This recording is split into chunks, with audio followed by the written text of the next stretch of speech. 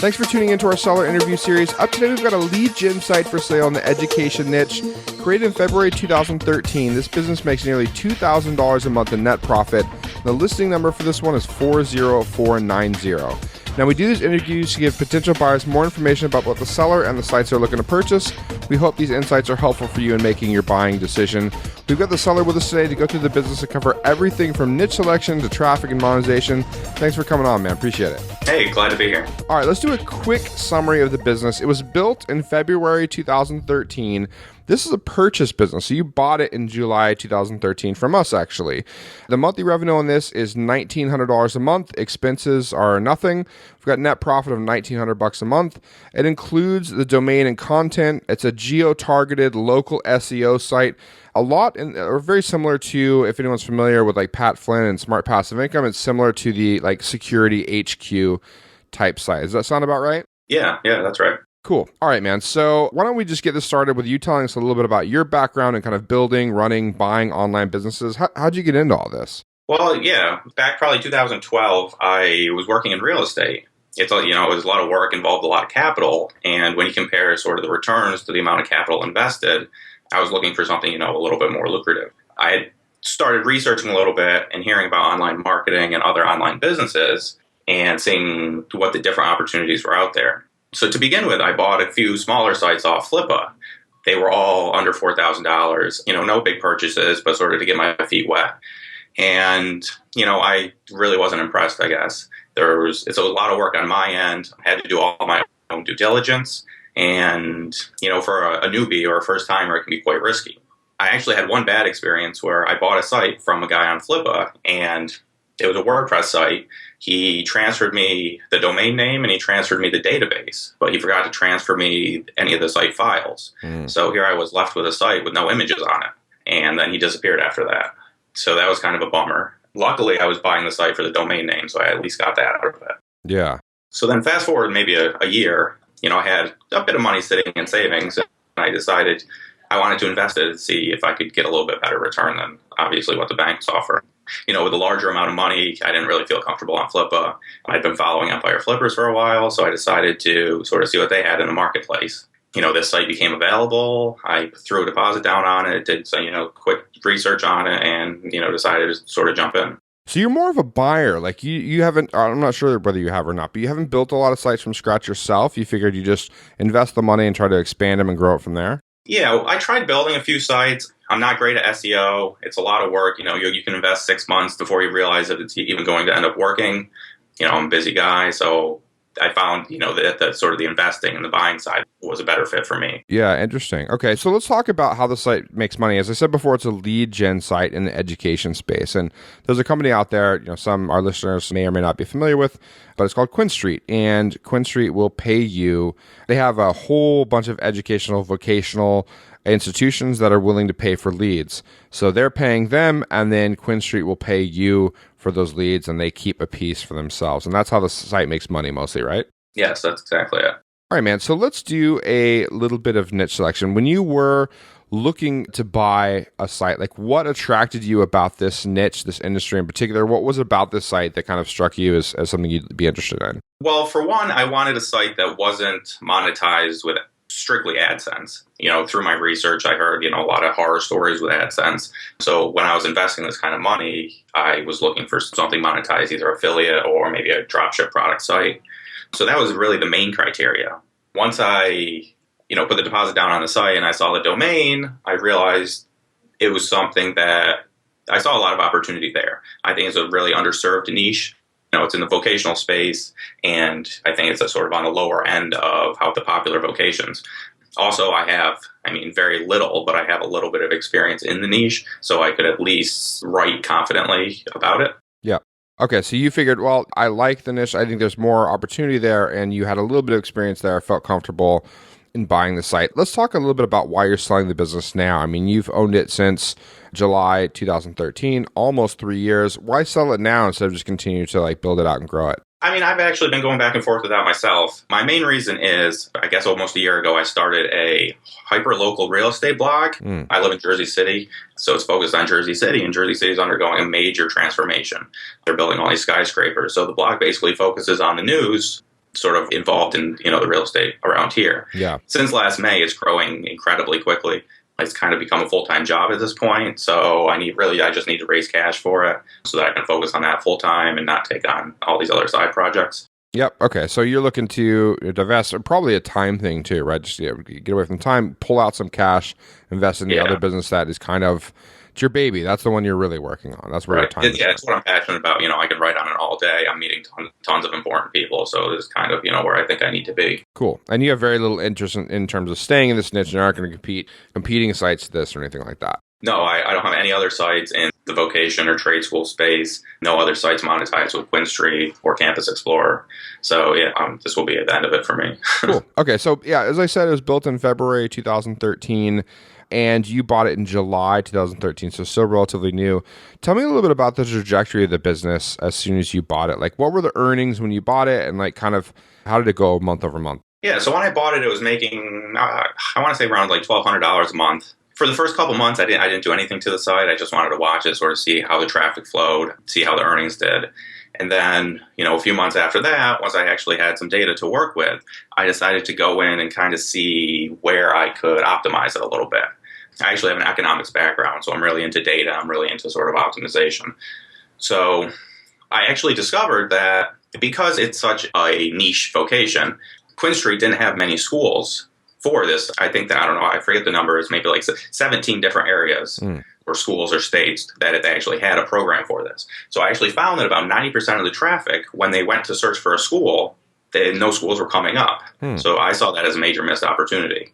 So what I did is, when no schools came up, I gave them the option to search sort of related vocations. So maybe you can't find a program for this specifically, but why don't you try out these other 2 or 3?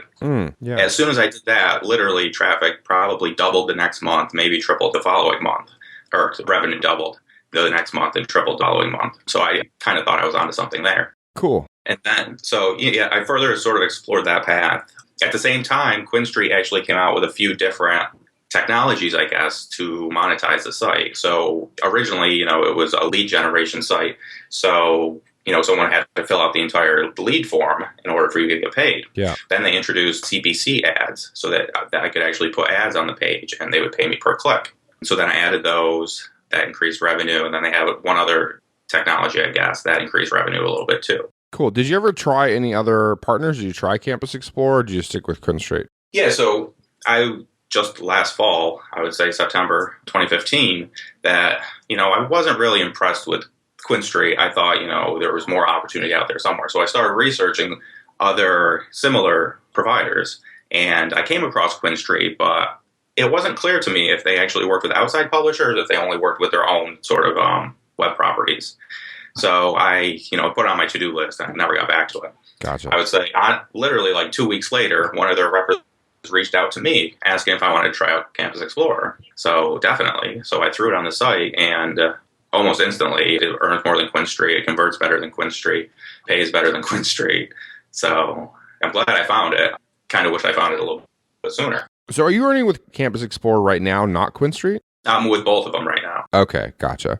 All right, so It sounds like one thing that really worked with this was you realized, or by looking at the traffic, looking at the sources, you realized that they were going to pages where there wasn't a school in the area that matched. So you said, that's a problem. That's like wasted traffic. They're going to this page and not really satisfied. What if I can show them other vocational schools that aren't an exact match, but they get them close, and that, doubled and eventually even tripled the earnings with similar traffic. So that's interesting. That was an interesting approach. Was there anything you did with the site that didn't work, that you tested out and you were like, oh, I'm not doing that. I'm not going that path? I threw like Amazon ads on it for maybe a month or two, and they really didn't convert.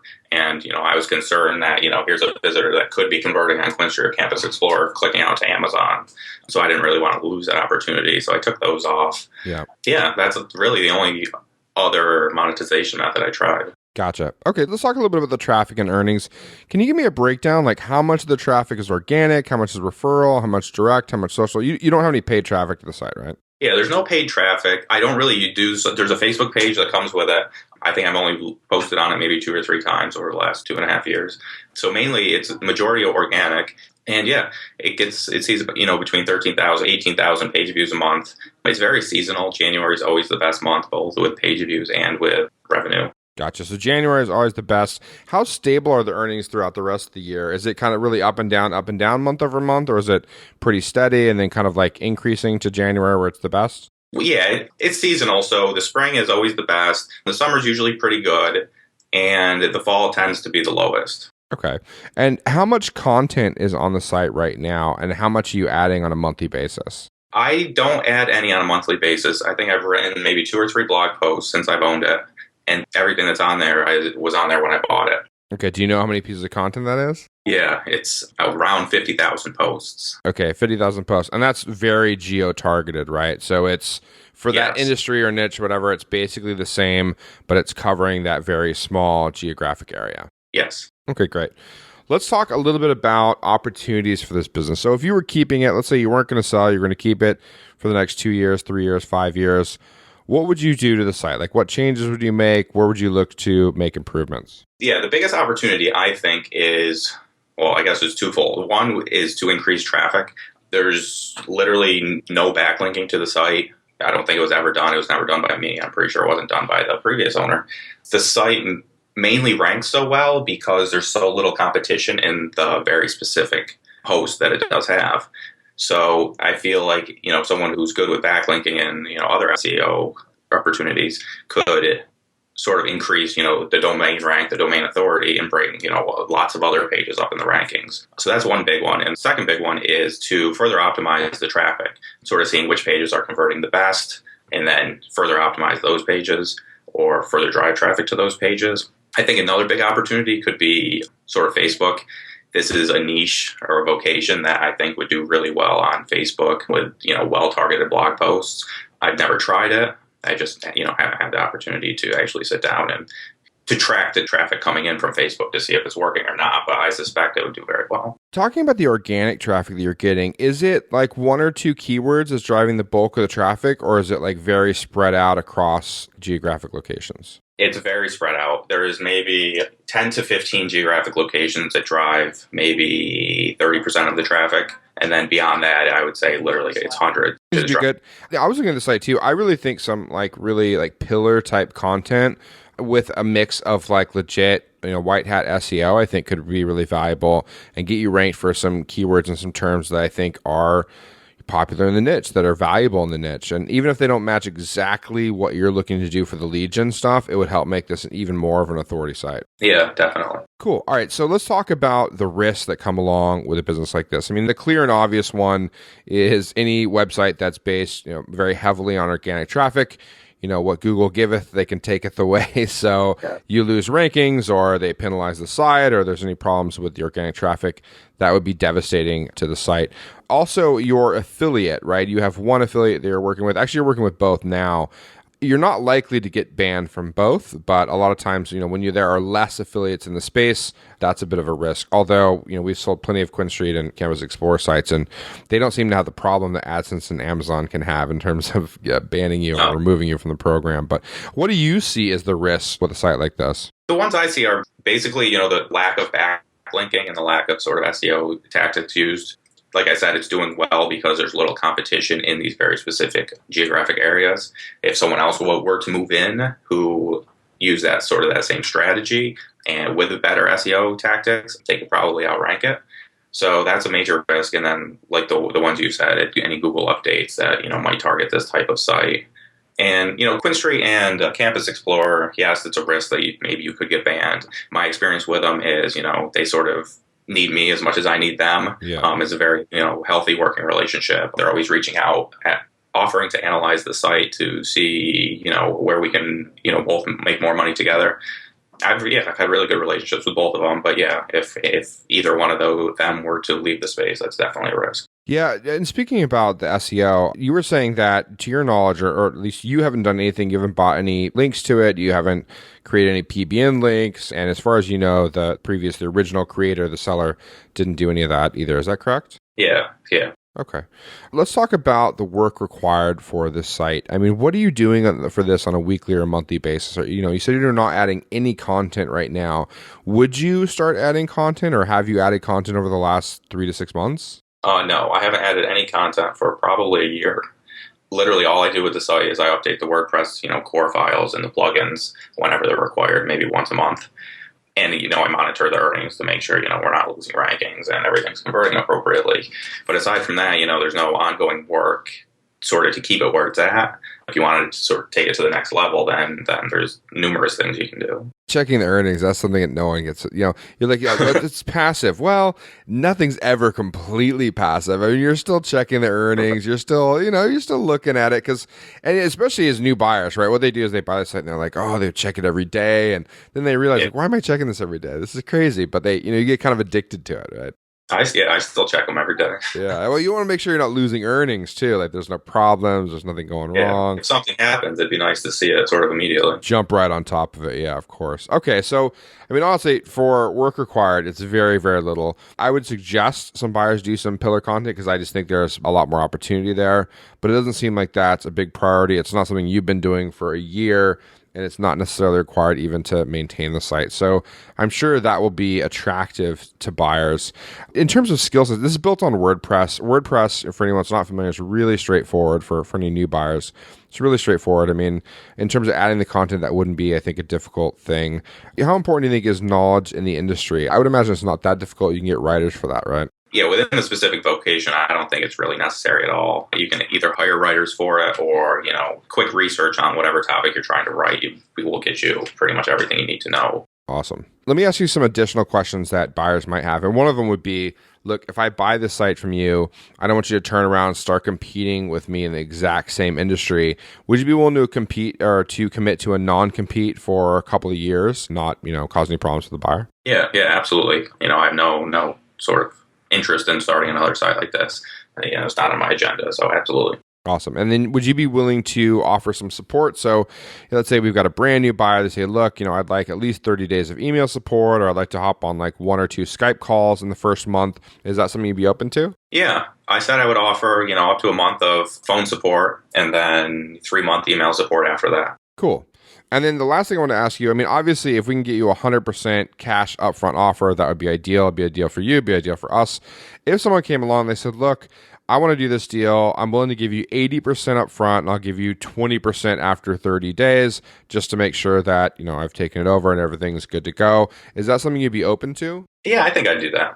Okay. So, if someone wants to make an offer, they can bring it. I mean, obviously, it's going to go to the best offer you get. And I think there are going to be multiple offers on this deal based on kind of the price range and the work required.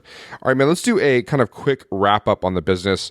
As I said before, it's a lead generation site in the education niche. It's monetized by both Quinn Street and Campus Explorer. It's built in February 2013. You purchased it in July of 2013, so it's over 3 years old.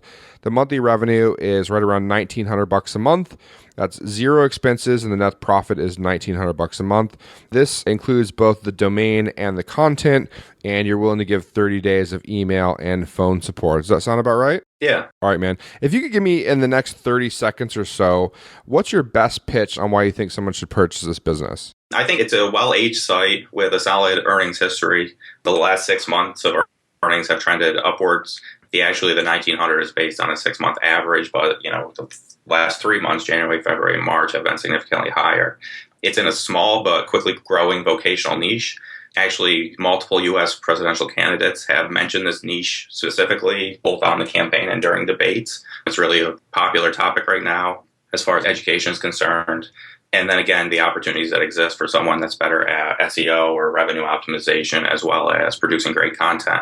And also that, it can be hands-off if you're not looking sort of to take it to the next level. Awesome. Well, for anyone listening to this and they have more questions about this website for sale, they want more information, let's say you're watching on YouTube or whatever, there'll be a link in the show notes that will take you over to empireflippers.com, listing number 40490. If you're on the listing on empireflippers.com and you want all the information, including the domain, including access to traffic, Google Analytics, access to all the earnings reports, you can pay a refundable deposit. Just look in the top right-hand corner, click on Make Deposit, and we'll send you that information over right away to help you make your buying and due diligence decision. Again, thank you so much for coming on, man. Appreciate it. Yeah, absolutely. Thanks for having me.